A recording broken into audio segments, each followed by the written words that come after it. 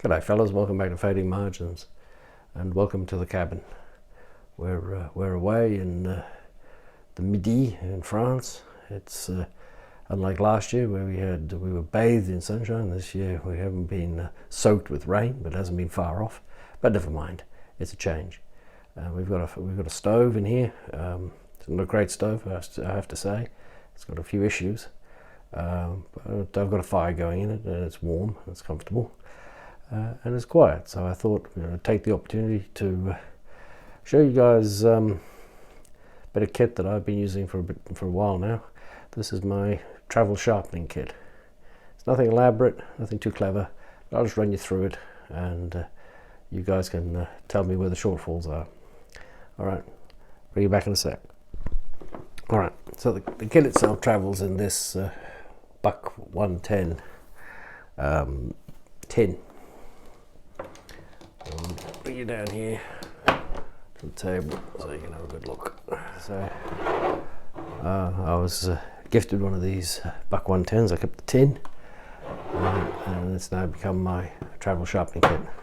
Obviously only when I'm traveling in a vehicle. If I'm going for a walk, I don't carry all this with me. First thing is a Velvet polishing rag. This one is deeply impregnated with ballistol. Always handy to have. Various bits and pieces in here. This is my oil stone. This is a Sherpa black pocket stone. I've got lots of stones, but I found this one. I like this one the best. I found that I can find my angle on it, whether it's a small knife or a big knife, pocket knife, fixed blade, it doesn't matter. I use ballistol on it, which is why I need the rag to wipe it off afterwards. It's got enough depth. I have Opinel stone, which I quite like, but it has no depth. It's very thin.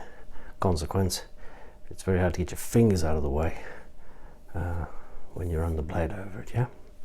So this is by Sherpa. I get these from Knives and Tools. .co.uk, which I think is in the Netherlands, although I think they ship from Germany or something like that.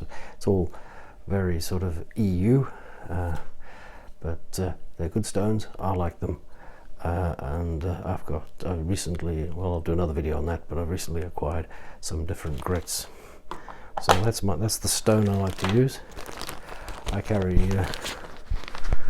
2 oils in heavyweight, good quality American proper Ziploc bags.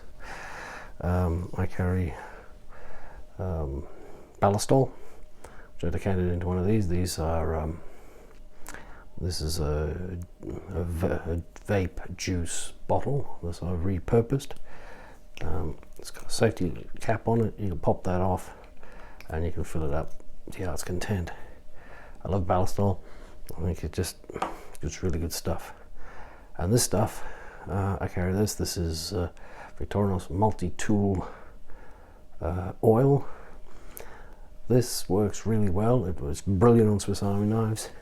It works really well on Buck 110s that have got a little bit of play in the blade. If you oil the blade, if you oil the joint, I find it acts like almost like a shim, and it takes up it's got a hint of movement in the blade. This will sort it out. It's really good stuff. It's really expensive for what you get, for the amount you get. Fortunately, you don't need very much. If you've got a knife that's a folder, for example, that's got very tight tolerances, like some Otters or Arthurites and Sons, sometimes they won't like this. It'll be too much, and you'll find it'll affect the action. And then I go back to ballistol for the joint as well. But I carry it, and as I say, it's good stuff, but very, very expensive enough, and I have not found an alternative. That's just a card from a good mate of mine. Just ended up in there. This is a synthetic version of this Velvet rag in a plastic bag.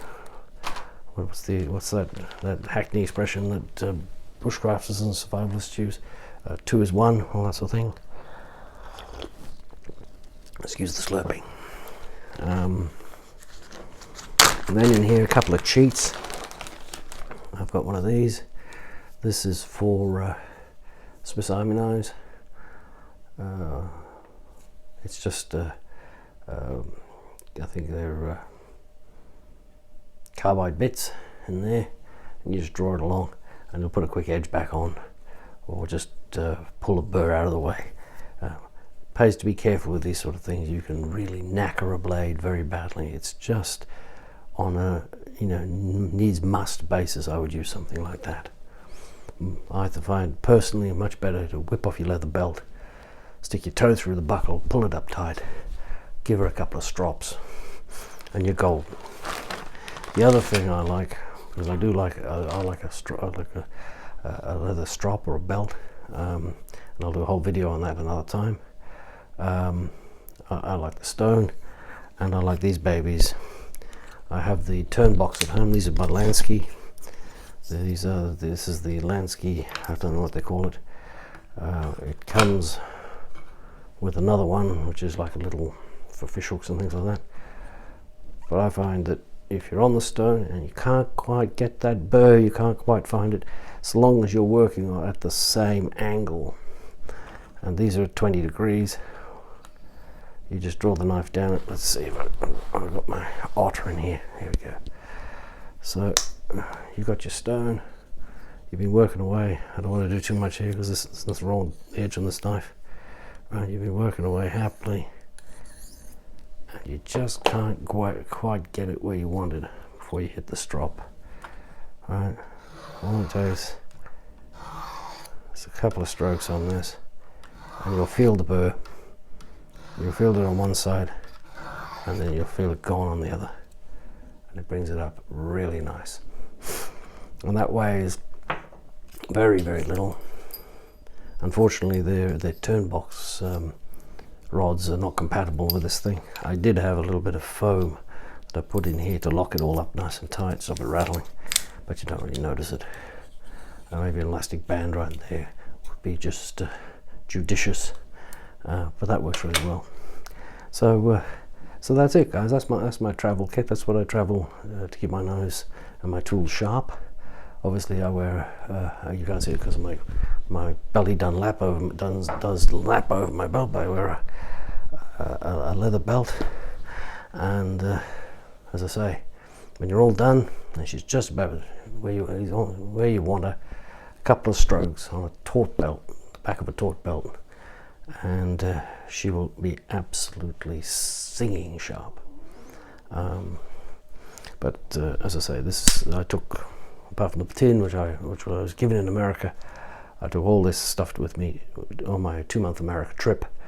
Kept all my knives just where I wanted them, no aggravation, and a small bottle of like that will last you a couple of months because you only need a drop.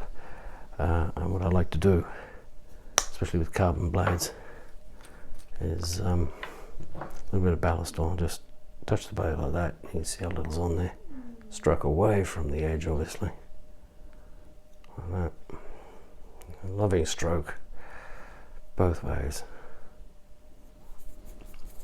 And then you can rub the rest into your dried out papyrus-like skin once you get to a certain age like me, and you're golden, and she's good to go, and she'll take the hairs off, no problems at all. Right, so there you go, guys. Down and dirty, as they say. Short and to the point. Appreciate you coming along, and as I say, I'm trying to do more and more, more pertinent stuff, more stuff that I'm really interested in. I've got stuff in the pipeline. I'm going to do a couple of long-term folder reviews going forward, and I'll tell you all about that another time. In the meantime, until we meet again, this is Steve from Fading Margins, wishing you all health and happiness, and maybe a ray of sunshine out there for those of you in the Northern Hemisphere, and I'm signing out for now.